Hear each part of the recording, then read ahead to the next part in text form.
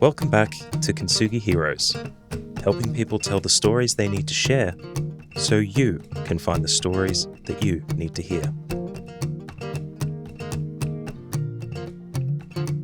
Not every journey to purpose is a straight line. For Matt Tulle, it wound through stigma, addiction, and some of the darkest corners of mental health, all the while growing up queer in rural Queensland. But Matt didn't just survive that journey, he transformed it. Today he sits down to share how openness, community and self-belief became the foundation of his recovery and how he uses that story to change others' lives.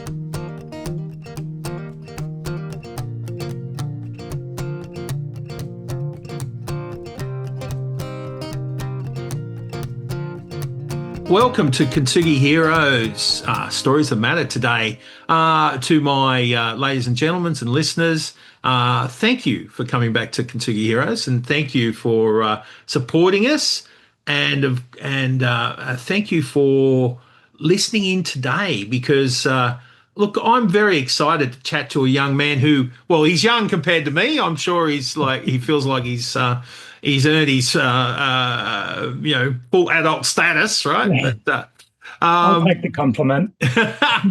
well, a young man who is dedicated to so many issues I also find passion for, right? So supporting men, working for men, right? And being of service to the community and men in particular in some of the tough moments that they enjoy, right? So like that they have in their lives, times when men are probably least resourced to stand on their own, right? Which is a good thing. No one does anything alone. So Matt Tulle. Matt Tulle, thank you so much for joining Kintsugi Heroes today. Thank you very much for having me. It's an honor and a pleasure to be here. Mate, the pleasure is mine. I'm very curious, right? So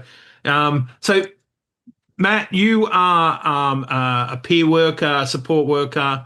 You work with AOD. You work at the intersection of the community where people bring lifestyles, culture, and their own personal experience and choices together.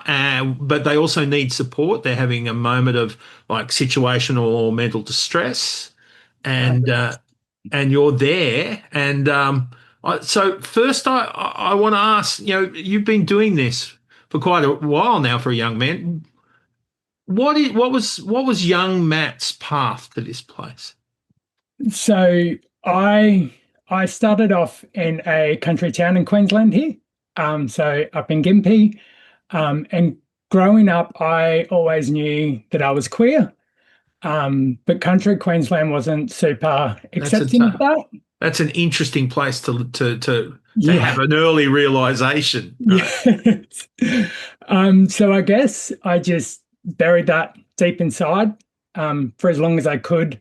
Yeah. And then when I got into my teen years, I realized that AOD was a really effective way of making that acceptable to myself. Wow. So I got quite caught up in that scene. I was what they would call a functional drug addict. Wow.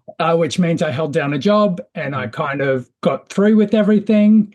A lot of people around me didn't know, but I struggled quite substantially with it, which then affected my mental health. I went through periods of suicidality, some pretty hectic depression and anxiety. And I guess I lived that for a good 10 years. Wow. Before my father passed away. Right. And that was kind of the catalyst for change for me. Yeah. He was someone who was always proud of me, but I wasn't able to say that I was proud of myself. Yeah. So being able. Yeah. Sorry. I'll just quick question. Yeah. Do you think your dad was aware of your situation, your struggles, and your truth? He was aware, in a sense, that he knew it was there, but he didn't know the severity of it. Yeah. Yeah. Because I didn't want to hurt him by letting him know how much I was struggling, because he also struggled with his own mental health and his own battles with suicide. Mm. So I think part of me was worried that talking about mine was going to trigger his. Yeah. Wow. Yeah. Which I know now is not true. No. Because I work with men every day who are able to share those struggles with me, and it doesn't bring those feelings up for me. Yeah. It just really taps into my empathy, actually, and gives me that strength to push on, because you know what it is like being in those situations. So kind of sharing some of my own understanding of that and what I went through and what helped me, and being able to share those things now gives me that strength to really push on. In some cases, I would call that the magic of lived experience, which is a connection multiplier rather than a connection builder rather than a sort of connection disruptor. 100%. Yeah. Yeah. You can see the walls in them go down when you talk about your own life. Yeah.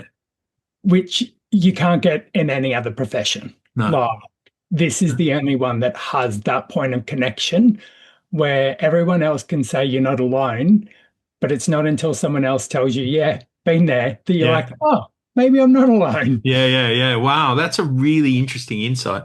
Just going back to your, say, early experience, like in high school, that is such usually a time of transition for a young person, who might have, say, they might be realizing their stuff about their sexuality or their understanding or their psycho-emotional status, right? And that's where they encounter this kind of urgent homophobia.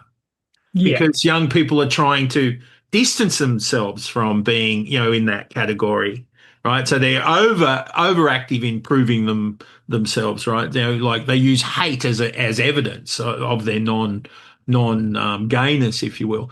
Was that your experience, or were you good enough at? Did you come out early, or No, so secret? I didn't come out till I was 19, and Wow. I had left Gympie. Gympie's a beautiful town, but it's not the place to come out. Correct. Yeah. Wow. And like, it is much better these days. I'll give it that. But like early 2000s, late 90s, not so much. Yeah. And that was that must have been hard, but it's a good practical decision. But what impact did that have on you and your sort of well-being? I became very homophobic. Yeah, right. Yeah, wow. Because that was the only way to hide it. I'm like, no one will suspect it if I'm homophobic. Wow. And just a lot of the language I used, and even some of that language still stays in my head because I'd practiced it for so long that it kind of becomes ingrained in that. And then it takes years of unlearning to kind of get rid of all of those things. But on top of that comes that self-loathing, because you're expressing all these words, but deep down, you're talking about yourself. Wow. Yeah. And when you're doing this, you tend to get the group around you who are saying the exact same things. Yeah. And they may not be believing it either, but hearing them say it and knowing that they're talking about you is not great for self-image. It's, and it's that peer, like, you imagine how many peers are hiding the same thing, but all anyone's projection is hate. It's a very strange thing, don't you reckon? Yeah. And it's not something you can kind of research either. And in Gympie, there's not a great deal of queer people around to learn from. Yeah. So you kind of learn from the media. Yeah. And the media back then was Queer as Folk. Yeah. And it was all about anonymous sex and using drugs. Yeah, very. Yeah. So you think that's what it means to be a queer person. So you need to have a lot of anonymous sex and you need to use a lot of drugs. Oh, my goodness. Yeah, wow. Where did you escape to? I escaped to the Sunshine Coast.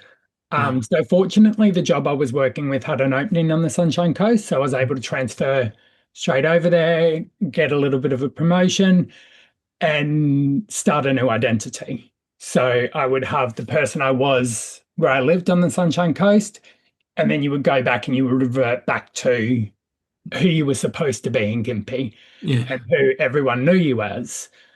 Gympie Christmases, you put the mask on. Yeah, wow. Yeah. Wow.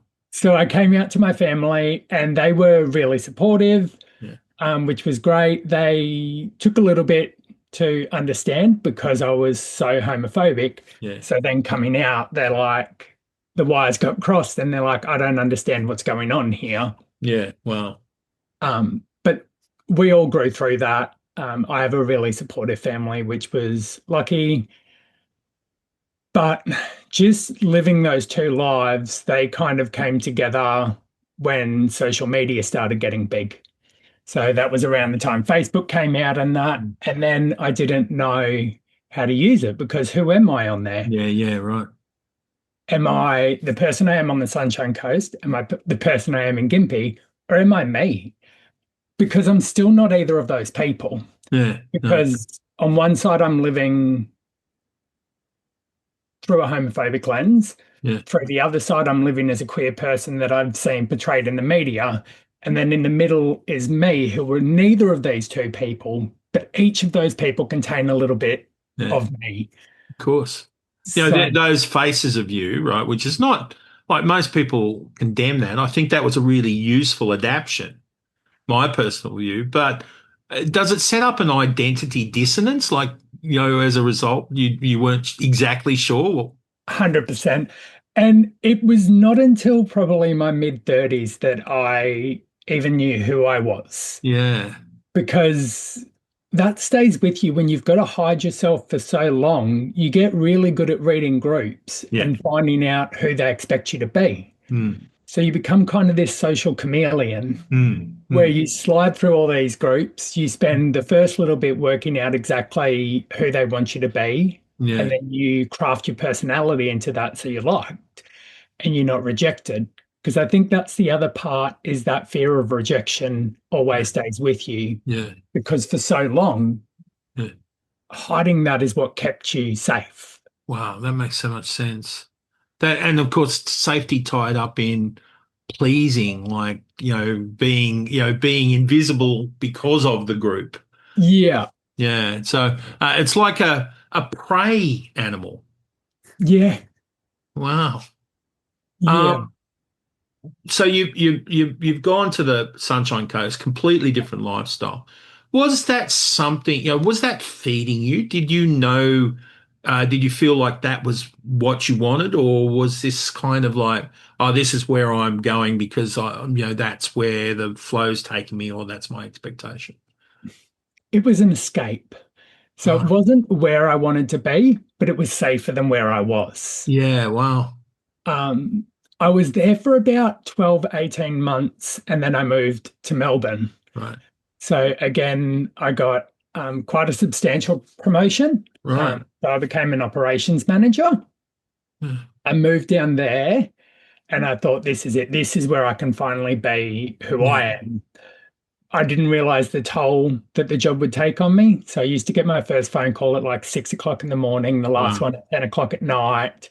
So you could be a broken you. You could only be a work person. Yeah. Yeah. So, and then that's a whole new identity because it doesn't matter who you are. It's what you can put out. Yeah. So you're really measured on metrics. Yeah.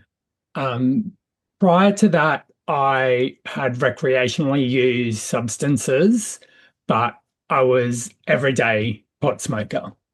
Right. When I moved there, I was starting to burn out, which is where I started to use cocaine more. Yeah. And developed an addiction on that. And it was purely out of survival. Right. So I could only do that job because my natural energy wouldn't carry me through. So that would give me the bumps that I needed to get those jobs done. Right. And I think it's not your typical tale of how it all goes. Yeah. But yeah, to be better at work, I needed those substances to carry me through the day.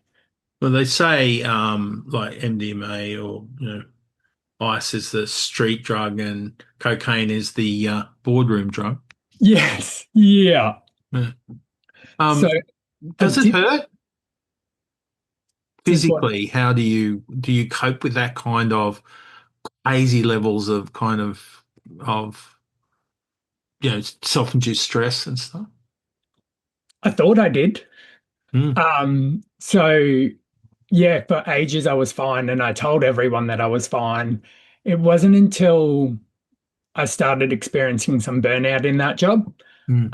and I left and I came back to Brisbane here that I had my first, like, I don't know a better word for it, but mental breakdown where physically my body shut down on me. I had massive fevers, Mm. massive anxiety attacks. I was having daily panic attacks. Wow. And there was also withdrawal because when I came back here, I lost that salary. So I wasn't able to afford the Coke Yeah. anymore. Yeah. I switched to ice for a little bit, so methamphetamine, which gave the same effects, but was much, much cheaper. Yeah. But then I left that job because of the anxiety and the panic attacks. And they basically said, are you coming back or not? If you're dedicated, you'll be back next week. If you're not, just send us your resignation. So I sent through the resignation. And then I was unemployed there for quite a while, so I couldn't afford. So I'm going through all this mental health stuff plus withdrawals. Wow. It was a very rough time. And I think so at that stage, my family didn't know about my drug use. So I couldn't be open and honest with them. And I think there's a lot of historical trauma in my family about being active members of community. So if you're not working, you're a bludger, just get a job, go out there, get a job. There's no consideration of all the other things that are going on. Yeah. So I think there was a lot of pressure from my family about everyone's looking at us and seeing that you're just being lazy now, like you were doing so well. Yeah. Now look at you. Yeah. And I'm like, that extra shame on top with already having the depression kind of led to my first attempt. Wasn't successful. Yeah. Thank goodness. Otherwise, this would be a weird combo. But kind of making it through that, I realized the next day that that's not what I wanted. What I wanted was to get better. I spoke with a couple friends about it. One of them understood, the other didn't, and wasn't supportive. We're not friends anymore. Yeah. But the one that supported me through it, it was phenomenal. Yeah. And I think without realizing it, that was my first experience of a peer worker. Yeah, wow. So, yeah, it wasn't an official title, it wasn't anything, but they helped me more than they've probably realized up until this day. Yeah. After that, I kind of started building myself back up. I got another job and went along well for quite a while. Yeah. But then I think life just felt monotonous. And I remembered the rush that the drugs gave me. So I started just recreational again and carried on through. Recreational led into multiple times a week, which led into everyday use again.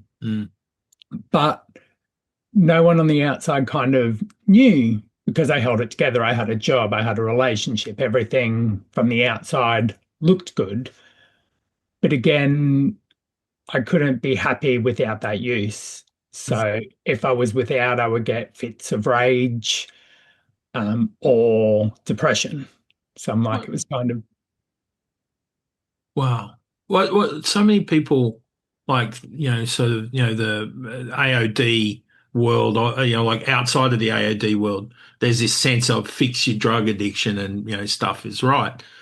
But in your case, it sounds very much like the drug addiction was holding things together, right? That was actually the the pharmaceutical solution to what you were carrying unresolved at the time. 100%. Yeah. Yeah. And it was much easier than trying to unpack all that trauma, because I think anyone who has that trauma background knows it's really, really hard work to work through all of that. And particularly when you look at like confronting people or things like that, that's so hard. And especially when you're a people pleaser, because you don't want to upset anyone. And you're like, these people have hurt me so much, and not through malicious intent, just through their own unhealed trauma. Yeah. But I can't say that to them because then it's going to make them sad, and then I'm a bad person. Yeah. Do you think that kind of people pleasing, like there's probably, like I'm sure there's a couple of elements, maybe self-worth, maybe practice, adaptation, but the shame, is shame a part of a life where you learn to hide? Yeah, it's a massive part of it. Yeah. So I'm like, shame is probably one of the driving forces. And I think one thing that's really helped me is moving from shame to guilt. Yeah, right. So rather than I'm a bad person for doing this, it's I had a bad moment where I did this. So really trying to externalize those decisions rather than internalize them as I'm a bad person. So is that a move away from you are, like the identity being bad, right? Where often we say, like with kids, focus on the behavior, not the child, right? Yeah. So that's a self version of that? Yeah. Wow. Yeah, 100%. Nice. Yeah, moving from I am to I did, or... Yeah. So how, so you said your dad's death was a catalyst for needing transformation. How did that play out for you? So he passed away in his sleep. Straight afterwards, I went into a bit of a spiral where I went into heavy use. Yeah. Then I was living in my family home then, so I'd moved back to Gympie at his death. I lived with my sister just to kind of help each other through all of that. Yeah. And then I moved to the Sunshine Coast for a little while. So back up there, continued working. I felt, I'm not sure how I felt, but it was numb while at the same time extremely sad. Yeah. But not wanting to bring other people down. So you put on this front when you're out. And then there was this, because I had a really close relationship with him and then he was gone. Yeah. And I didn't feel I had anyone because I wasn't particularly close to anyone else in my family. We all got along, but we weren't able to share quite so openly. Was that energetic connection to your dad because, maybe, there was that identification of a similar pathway? Yeah. 100%. Yeah. And I think, like, knowing his story, I always wanted to be there and I knew exactly what I needed. Yeah. So then I could be that person for him. So I may not have had that person in my life, but I could be that person in someone else's life. That offers a lot of sustainable sort of support. So you're on the Sunshine Coast, sort of back and forward. You're holding the grief of losing a significant person in your life. You have that sort of cycle of depression and, all being covered up by drugs. Yeah. What was the epiphany? I was laying in bed one night, drifting off to sleep, and I felt a cat nestled up against my back. And I didn't own a cat, but my dad loved cats.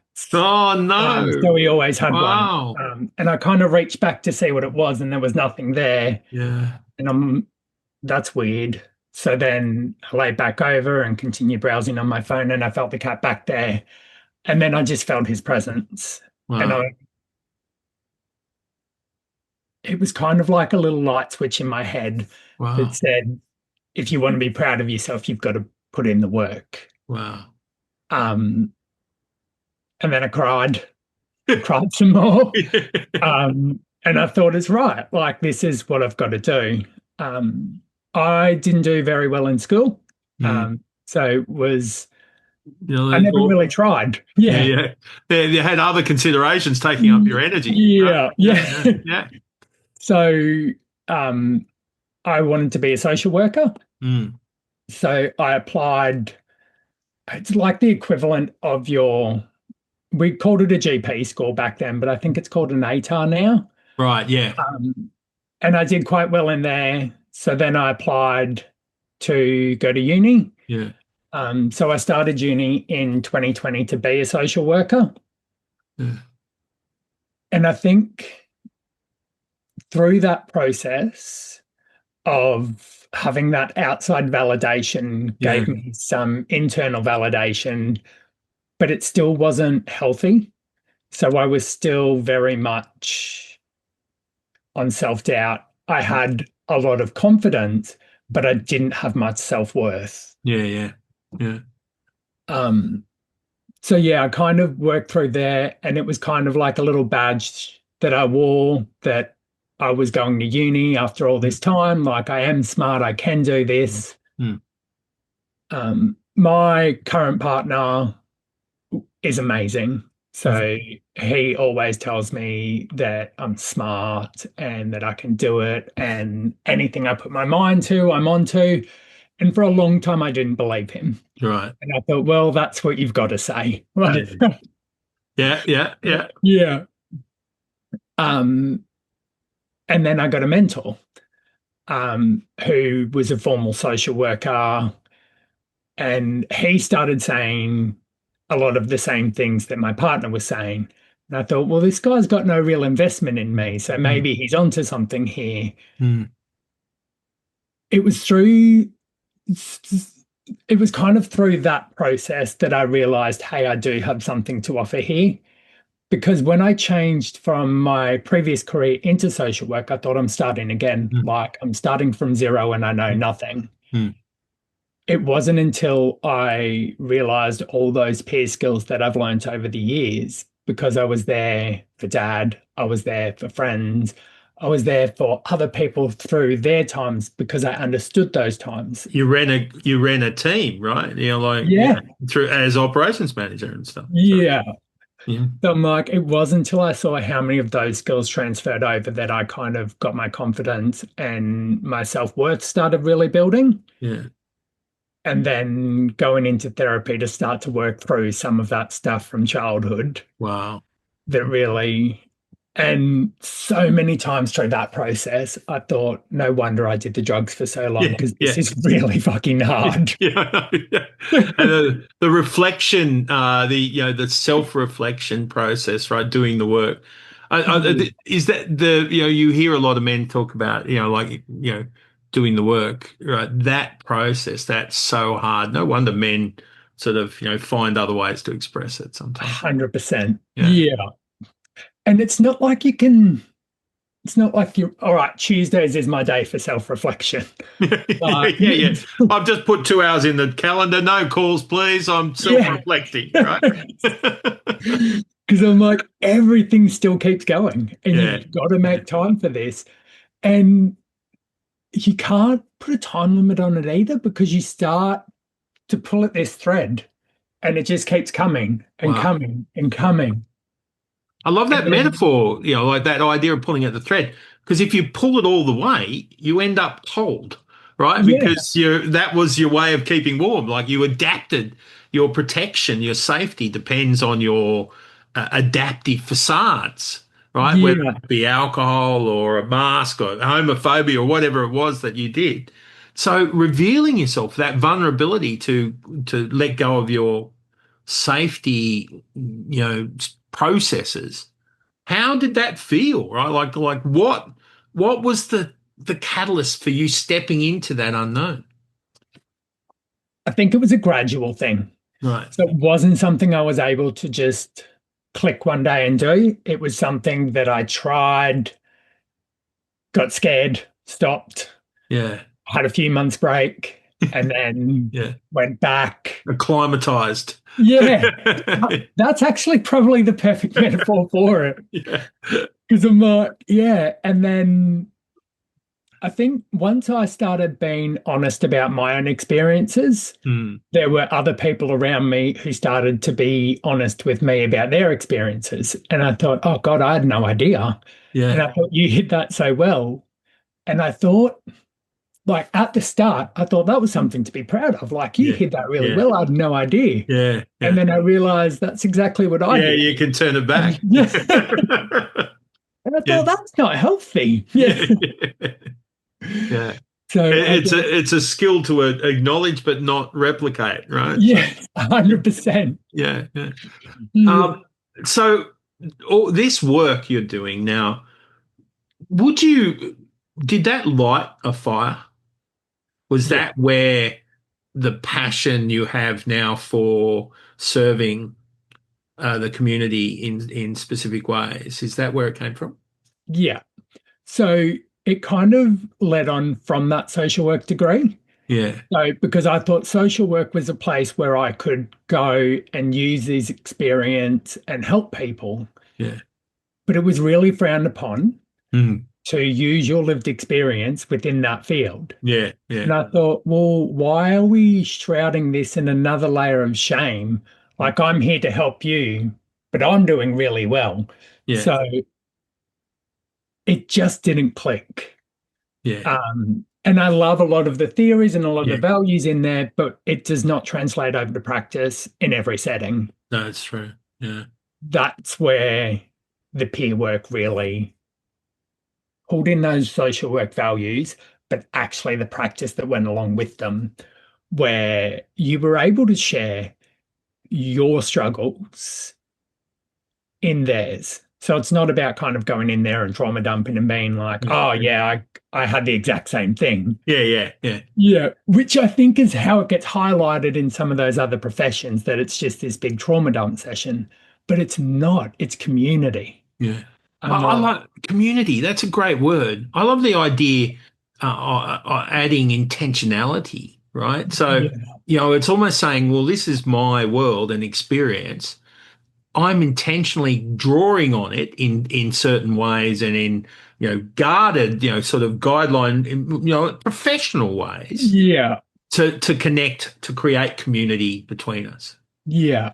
And I always go back to whenever we're talking about children, we always say it takes a village. Yeah. Yeah. And I think it's the same in recovery. Yeah. It Wow. takes a village. It's not just that one person, it's about a network. Yeah. So, And you can't do these things by yourself. no. Like, well, you might be able to, but you're a much stronger person than what I was then, because I couldn't do it by myself. When I listen to your story, I think about the amount of energy and resilience and sort of self-sacrifice you had to keep that facade working, to keep the working, not just for yourself, but the ecology of your world, right? It's all ticking over because of the work you're doing there. And of course, that has a cost, right? So when you break down, right, you're paying the cost for all of that work. And it's interesting that people who have more resources, they still struggle to get through. It's still a hit and miss thing. But at least, they have a little bit more resource, right? So does that sound like, like when you gave up all of that stuff, you gained energy for your mission? Yeah. So I think that therapy was paying the cost, because it was really hard work. And I think because I'd given up everything that I relied on, so I was no longer using, I had really withdrawn myself, so I wasn't in social settings because I didn't have the energy. Yeah. Wow. That energy was going into that healing. Yeah. And it wasn't until I was healed that fire could start. Wow. And I thought, now I'm here, Yeah. I can help others. Like it's kind of that pay it forward. So I'm like, these were all the people who got me through it. Wow. Yeah. Now I'm going to be part of these networks to help other people through it. Yeah, that's a great idea. What was the key understanding you gained about yourself? Probably that it's okay to love myself. So, and think that I'm good at things. Because Yeah, before, to me, that was arrogance. It was yeah, better to kind of pump everyone else up, even if it kept me low.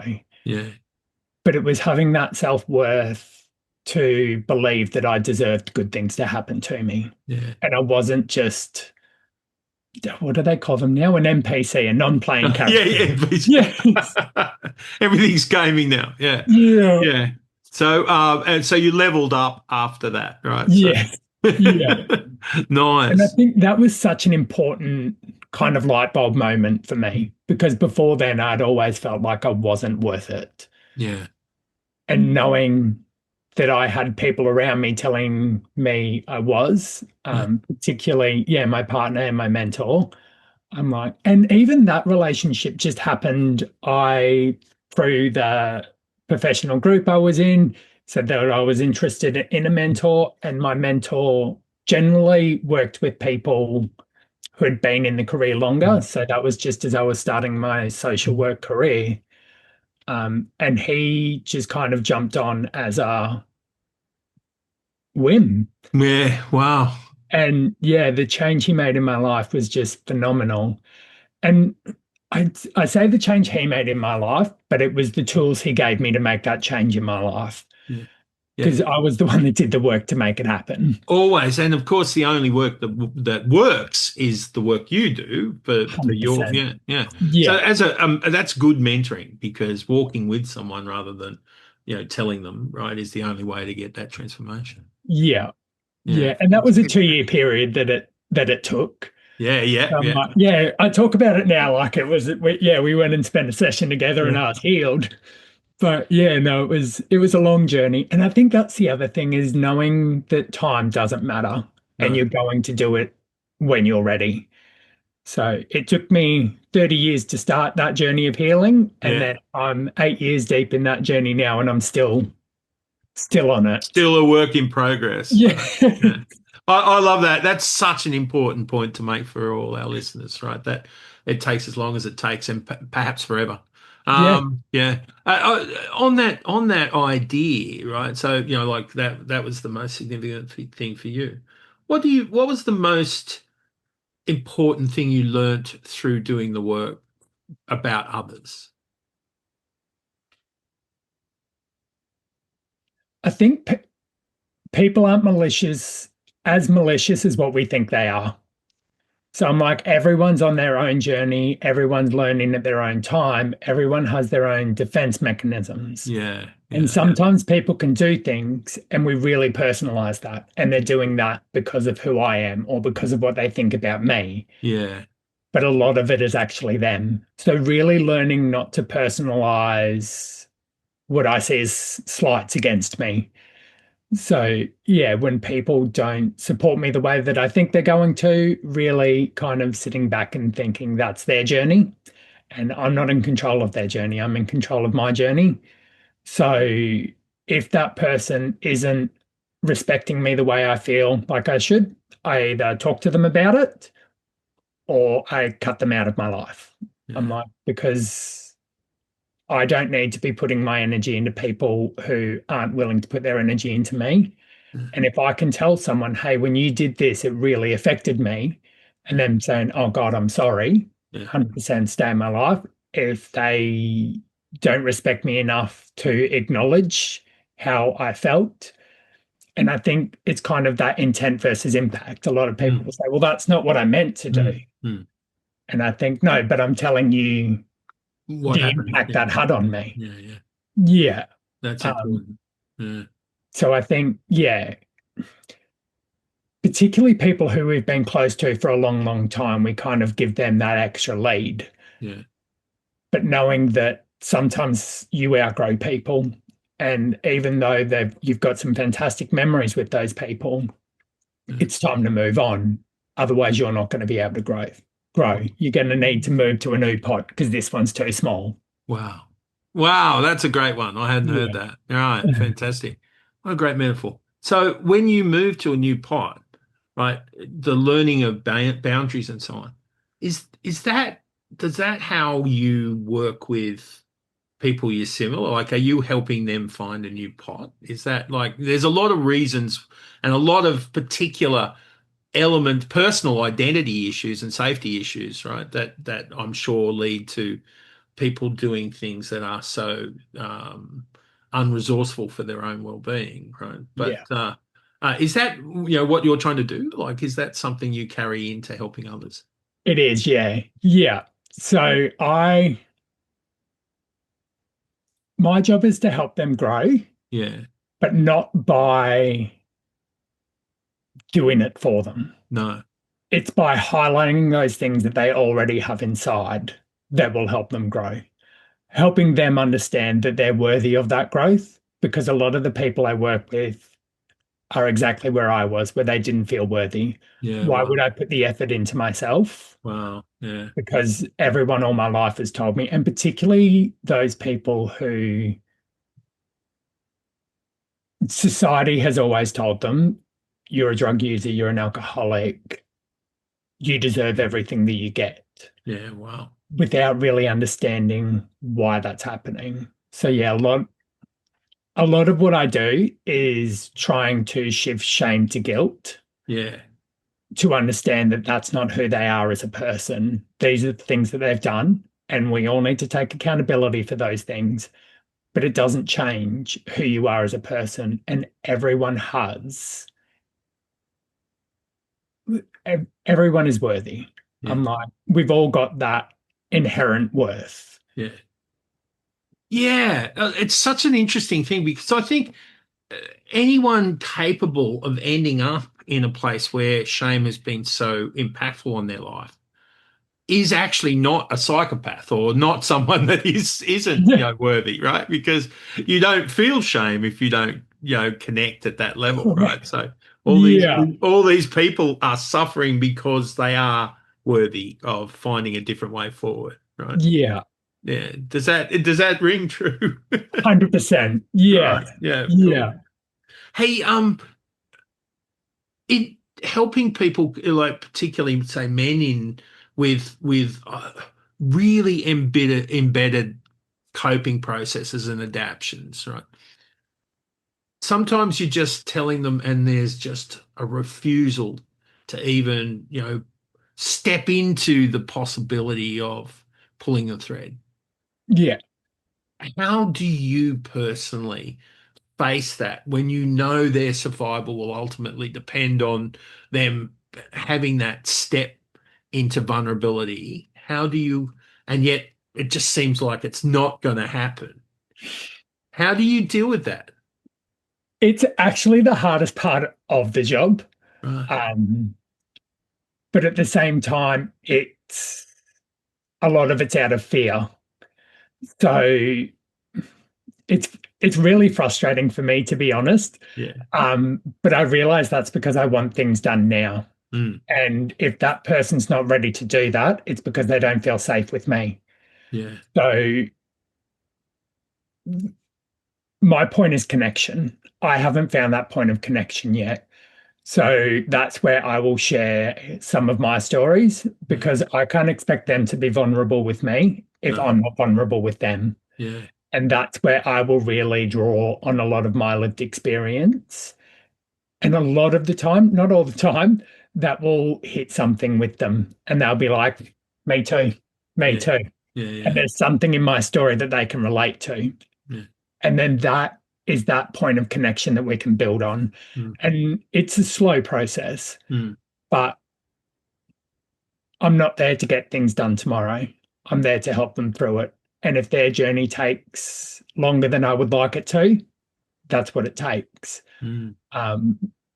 But I'm really a task-oriented person. So I'm like, that's one part of the practice that I'm not super great at. And when I do a bit of supervision, I'm like, why aren't they doing it for me? Yeah. They're like, because they're doing it for themselves. I'm like, Right. true. Yeah. That interesting because I believe that my personal view is that the patience you show is as important as the as the process you deal with, right? Yeah. And yet the system isn't happy about you taking time. No. So how do you balance that out? Because, you know, like as you point out, it seems so right when you say, you know, it's a journey to get the connection powerful enough to overcome the fear.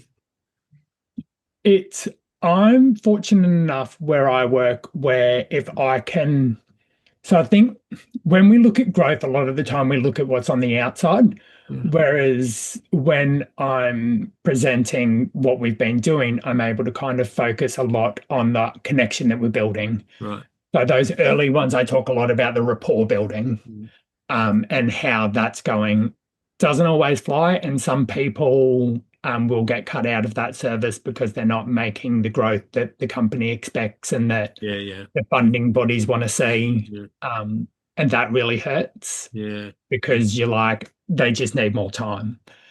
But the way the systems are set up, that they're not allowing that time. So you need to see those results. And clearly they're not ready for this, is the language that they use. Like, they should be coming here ready. You're like, that's not how this works. Right. I'm like, the fact that they're coming. Yeah, that's huge step forward that they even, you know, possibly, you know, reach out, have some desire to be helped. Right? Yeah. Yeah. Wow. So that hurts. What in terms of you know, when we let someone go because they're not ready, or it's not their journey, or they're not able to respond in time or find that safety. It's not their fault, of course, right? No. You have your own experience of suicidal ideation and an attempt. And what's it like? I hope it's okay to ask this. Yeah. What's it like when you lose one? It's rough. I think it's hard because you know those feelings of being alone. And then you add a feeling of rejection on top of that. Yeah. And you're like, that's really a dangerous point for that person to be at. Yeah. We do get a little bit of notice when someone's leaving the program. So we're able to kind of scaffold around and make sure that they do have people in their lives. And that, I think the ones that hurt more are the people who just stop coming. Yeah. Because you don't know. Yeah. And I'm like, did they stop coming for these reasons? And I think if it's a choice they've made, I'm not here to kind of reach out into their networks and make sure that, to me, feels like an invasion of privacy. It's just something you've got to sit with. Yeah. Which is really heavy to sit with. Yeah. But I think it values them in the same time, because you're like, you are your own person who are making your own decisions. I can't let my emotions be in control of your life. If you wanted to stop coming for whatever reason you've wanted to stop coming, that's a choice you've made and a choice I need to respect. That's where my supervision comes in really helpful. And I don't think you can do this peer work without supervision. Yeah. Because it's loaded with emotion. Yeah. And we know that the longer you hold that emotion in, the bigger it becomes and the more, the harder it is to handle. So having that weekly time where you're able to kind of offload this onto someone else and carry it together makes the work doable. Without that supervision, I don't know how anyone does this kind of work. Yeah, fantastic. Of course, you know, that's the dignity of risk, right? Yeah. Yeah. So when you know, do you hear of them, you know, when they lose their struggle to stay? Yeah. So sometimes. Yeah. Sometimes you'll hear, and then particularly other peer workers. So we're kind of seen as this person who's finished our journey and helping other people, but we're still on our journey. Yeah. And there's been a few peer workers over the years, who have completed their suicide. And that hits really hard. Because even though we know, reach out, do all these things, we've got all these strategies, it doesn't always work. I always find that a little, you know, that whole "are you okay" concept, which is, you know, there's nothing wrong with, you know, that's important for the community. but it's not an explanation, and it's like almost creating a new level of shame where people don't respond, right? Like, Yeah. why did they still do it when people are reaching out? Yeah. Yeah, And I think the other thing that really gets me is a lot of people view suicide as this selfish act. yeah, And I think particularly like my attempts were actually one of the most selfless things that I thought I was doing, because I thought I was a burden on everyone. yeah, And I thought everyone's lives will be better with me gone. They will have my super and insurance payout so that they'll have that money and they yeah, won't have to worry about me anymore. yeah, yeah, So yeah, I really struggle with a lot of the framing that it's this selfish thing to do. And if you had have spoken to someone, it would have been fine. yeah, yeah. Yeah. That's such an important point for the community to hear, that like, ultimately, there are times, some things are just the way everything conspires to Yeah. produce an outcome. Yeah, Yeah. And regardless of any changes that you could have done, it's what's going to happen. Like, yeah, yeah. You mentioned supervision, and of course um with your work, the 8-year journey. Do you ever feel at risk? I don't. That's so No. cool. Which is, a really, really nice spot to be. That's a brilliant outcome. Yeah. I think it it was hard to get here. Yeah, yeah, Um, and it could all change next year. But my life is going really, really well. yeah. I've got a really good home life with my partner. I've got a really good supportive team at work. I've got a really great network of friends and family. Mm, And I think I can't fail with the amount of support I have. beautiful. And I think Often, that's the difference is I can rely on that support system now. Whereas before I needed to be the strong one. I can't be the one that reaches out because I'm the one that helps people, not the person that needs help. yeah, nice. Whereas now I realize I can be both of those people. So you've practiced leaning on that now and using it. So Yeah. nice. Um, with with all of that challenge around, like doing the work and sort of then joining the mission to create better outcomes in the community. What do you see as the likely next bit, right? What's your thoughts around how the community is responding to some of these challenges? Now that more people like yourself are being are being driven by their mission to change things, to be peer support and available, and sort of professional about it and aware of other people's needs. I think the next step is really a professionalization of the industry. So really having peer work valued rather than seen as this little nice to have thing. Mm, They should be part of kind of those multidisciplinary teams mm, where you have everyone else at that table. Peer work shouldn't kind of be in the background. So I think the next step is having a seat at that table so we're able to say, this is what people are experiencing, mm. this is what they're saying, rather than this is what the textbook says. As you review, like, now that you're like, you're dealing with these people with complex requirements and so on, so you're at the heavy end of this process, right? Do you have a thought, if somebody had helped you at high school, would you have had the same journey? So it is something I think about a little bit, because the first thing I think is yes, if someone had have helped me in high school, completely different outcome. Yeah, My question is, how would they have helped me in high school? yeah, yeah. Because I often think I don't know who I would have engaged with because I felt such shame. So I think part of it really starts at that societal level as well. Yeah, Of we have all these little microaggressions that we always ignore, yeah. but they build up over time and they become that brick wall. Each microaggression is that brick, and the more we hear, the stronger that wall gets. So I do think early intervention is the key, 100%. Hmm. I just don't know how. Yeah, right. I was 'Cause talking it to then, a professor who has a theory about homophobia phobia.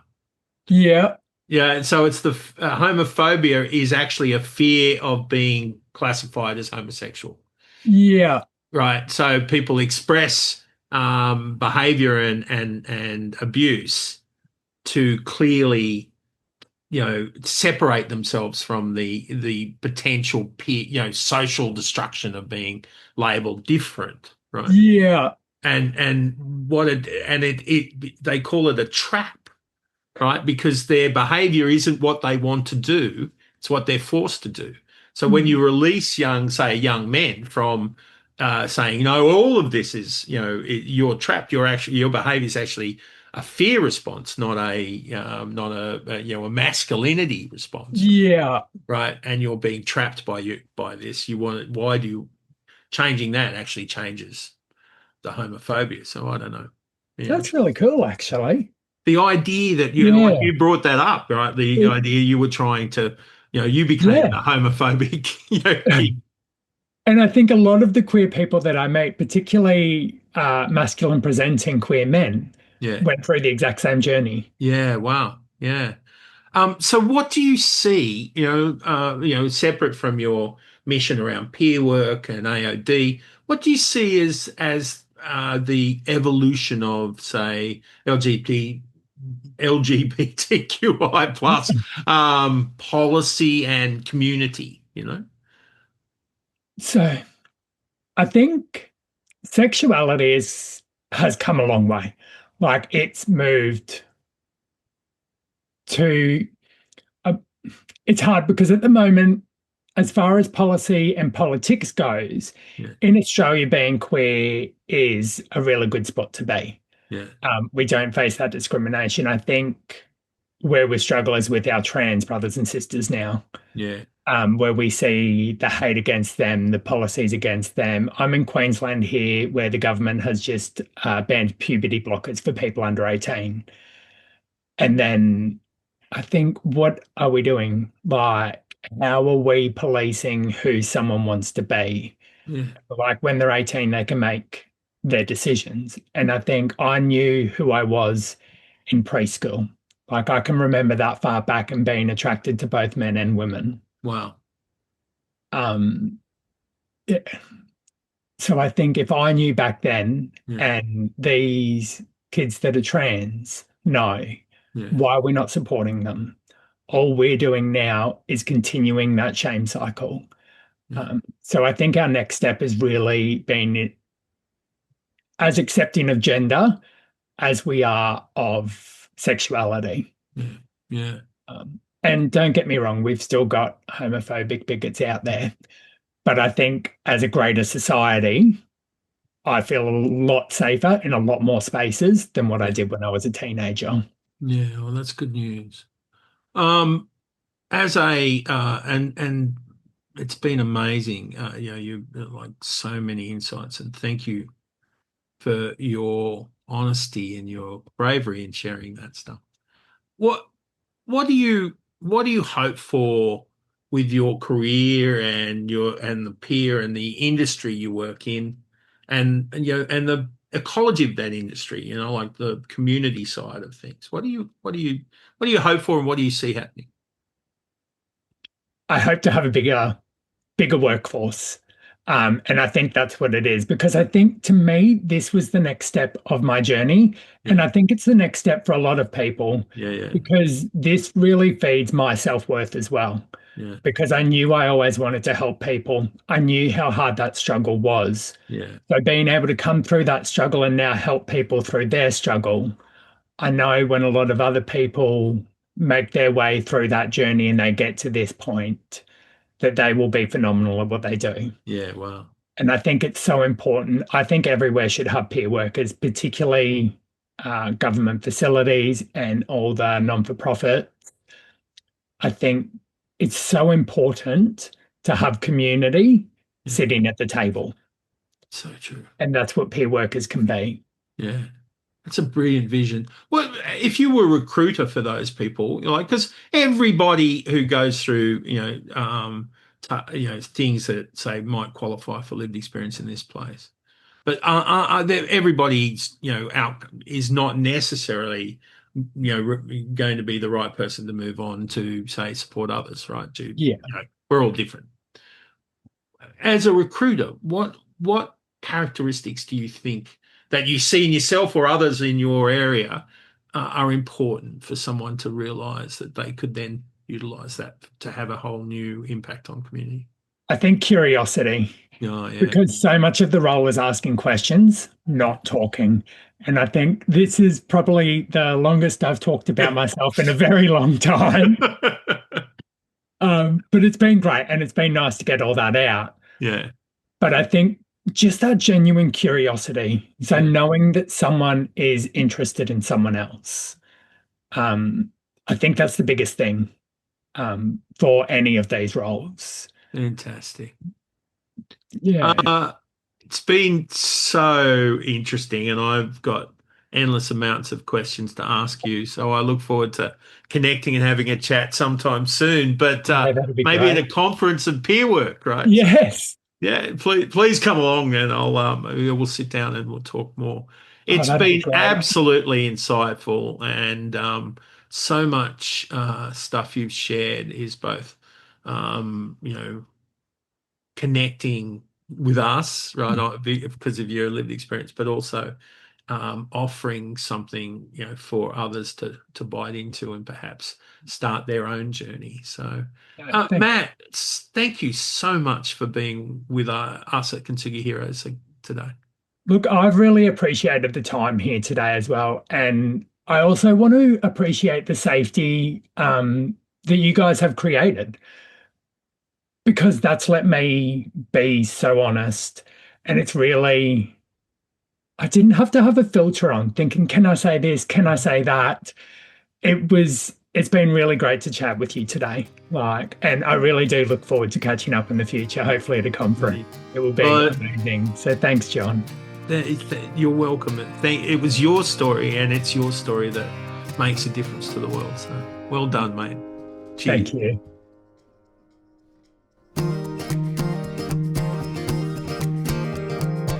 Thank you for listening to this episode of Kintsugi Heroes. Thank you to Colin Lilly for permission to use Broken as our theme music for this series. If you enjoyed this conversation, share the podcast with a friend and let us know by leaving a rating and review on Apple Podcasts, Spotify, or wherever you get your podcasts. If you'd like to support Kintsugi Heroes and the stories we share, head to kintsugiheroes.com.au and follow the instructions to make a tax-deductible donation. Thank you for listening, and we'll see you next time.